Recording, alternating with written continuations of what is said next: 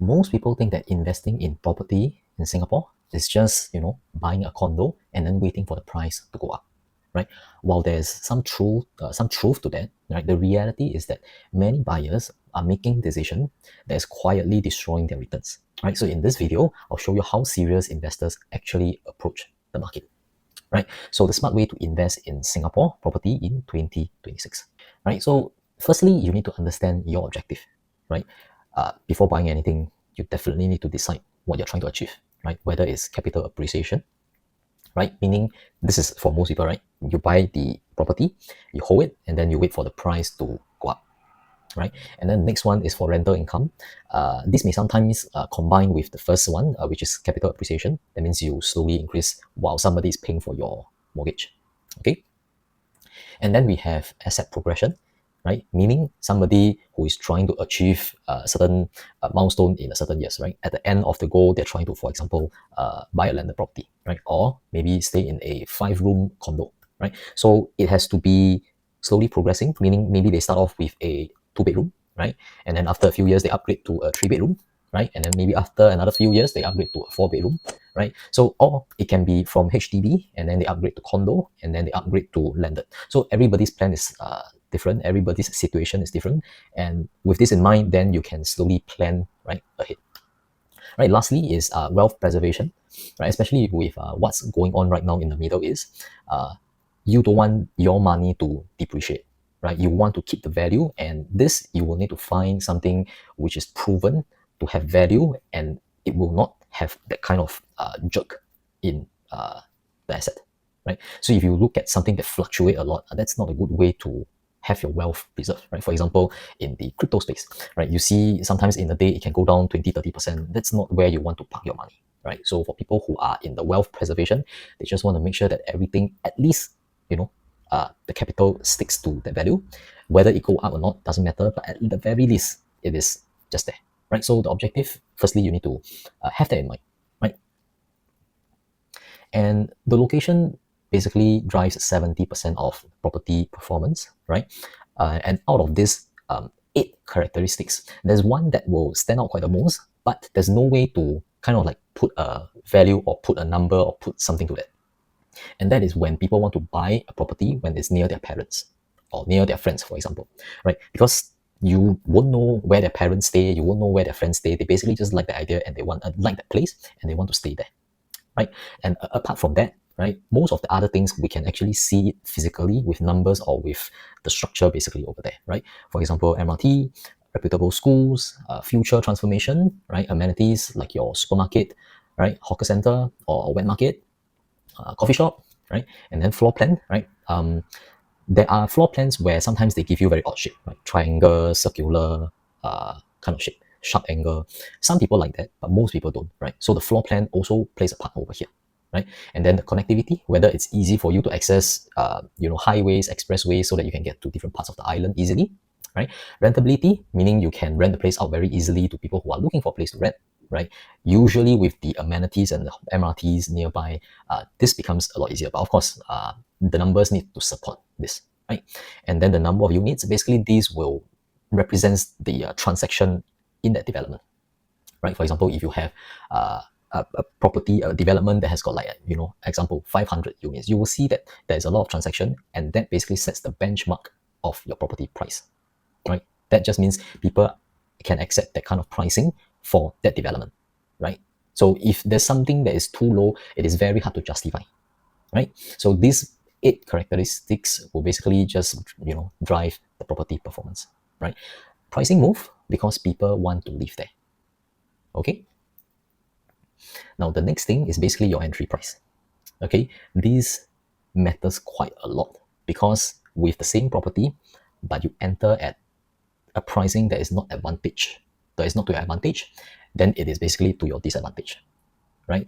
The same buyers, right? Two buyers can buy the same condo, for example, right? But one can make profit and the other one doesn't, right? For example, one can buy at the launch price, one can buy at a peak price, right? And then one can buy at a resale cycle. So usually, when property new launch, right, the pricing is here, for example, right? And then after a while, the developer may start to increase the price as time goes by. Okay, and then once you reach, the stage where the condo is ready, people are willing to stay in there, people can stay in there already, right? Then the real transaction happen, right? People start buying because the condo is ready, the place is good, right? The resale market pricing has already reached this level, right? So you see, in different stage that you go in basically means which pricing you enter, right? And whether you're here or whether you're here makes a lot of difference. Okay, right? So smart investors basically they try to understand the launch tax pricing, right? They research the resale transactions of nearby property so that they have some idea what's happening, right? And then they also want to understand the future supply pipeline. Meaning, say if you have a property that is, or rather an area that has got so many supply, and then there's not so much of a demand, right? The price will stay stagnant.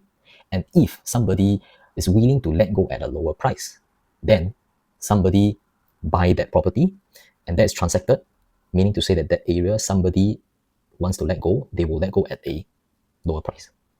Right? So the supply and demand is something that you also need to understand because that makes a bulk of whether somebody can buy around the area at a decent transacted price or a discounted one because people are trying to exit the market already. They cannot wait. Okay. Right. And then you also need to understand government policies because over here in Singapore, it's heavily regulated. Right. This basically means whether you are, buying it at a price where you are already at a disadvantage or advantage, right? For example, the ABSD, right? Your total debt servicing ratio, right? And then your loan to value ratio or loan to value limit, right?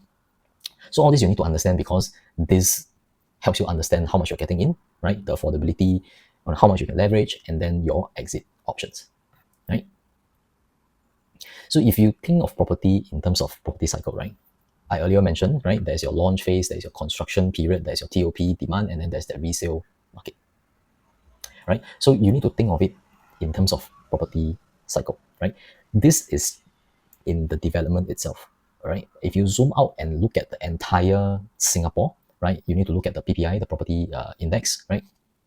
You will see that there is also cycles going on, right? This I can share with you in other videos, but basically there are cycles, whether from the macro picture, right, or to the micro ones over here, right? So many investors buy too late in the cycle, and this just means that they're at a disadvantage to, capitalize that difference, right? So strategic inside investors need to understand, right? It's not about buy and hold and you'll always make money, right? While that is true, right, you also need to understand the exit demand, the future supply, and the price gap, which I just mentioned a little bit earlier on, right? So if you have, for example, a place, let me just draw for you, okay? Okay, let's say you have a property over here, right? This is where you intend to buy, right? So you need to look at what's nearby, right? Nearby, maybe there is a MRT, okay? There is a school, okay? There is amenities, right? Amenities. Okay, so with this, most of the time, right, people will want to look at this kind of property because I have got this property that's so near to all this is very convenient, right? With this, then it has to be supported by the numbers, okay? And when you look at the pricing, it should look like this. Sorry to steep. It should look something like this. It's going up, right? And this is something that is very healthy, right? Because it just shows that people want this kind of property, right? But then with this only property here, right? This is what you see. Then you have many other properties, right? Coming nearby, new launch. Okay, with this kind of demand and supply, then this entire area here becomes supply more than demand, right? It has that narrative because when this is alone over here, right? You know that this is the only one. But with all this coming up, people have choices and people will compare, right? For this older property, right? People may think that, oh, this is slightly older. maybe I should look at the newer one. What's the pricing? How far is it from all these other things? Is it worth it? People will start thinking, right?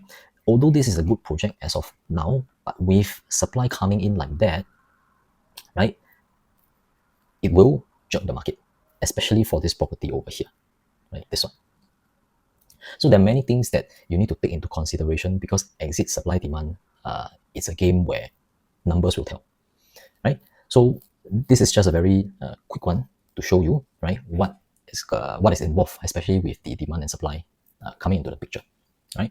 So if you think about it, right, you're not just buying a home, you're buying future demand, right? People want places where it's convenient, where there's things that they want. Like I said earlier on, if they have their parents staying nearby, right, you won't know because there's nothing for you to see unless they tell you, right? The buyer usually won't tell you, oh, I'm buying because, I want to stay near my parents and all this kind of thing. They just look at the property first, right? Whether it makes sense or not. So only, things like that can help you to see whether this kind of property is something that has got future demand, right? People want to come in here and look at it, right? So with that, let me just summarize, right? Buying a property in 2026, you need to make sure that you know your goals, right? You know that as much as we can, we try to find places that fulfill these 8 characteristics, right? When you enter the market, okay, whether it's at the launch, whether it's at the resale, this means a lot, right? Understanding government policies, this you will usually do the research way ahead, right? Right. Next, it's about property cycle, right? Very similar to what I've mentioned earlier on, right? Your entry price. So that's more or less what I want to share with you in this video, right? So there will be more videos coming up. If you are interested in videos like that, don't forget to like, don't forget to subscribe. This way YouTube will show you videos whenever I post them. All right, see you in the next video. Take care, bye-bye.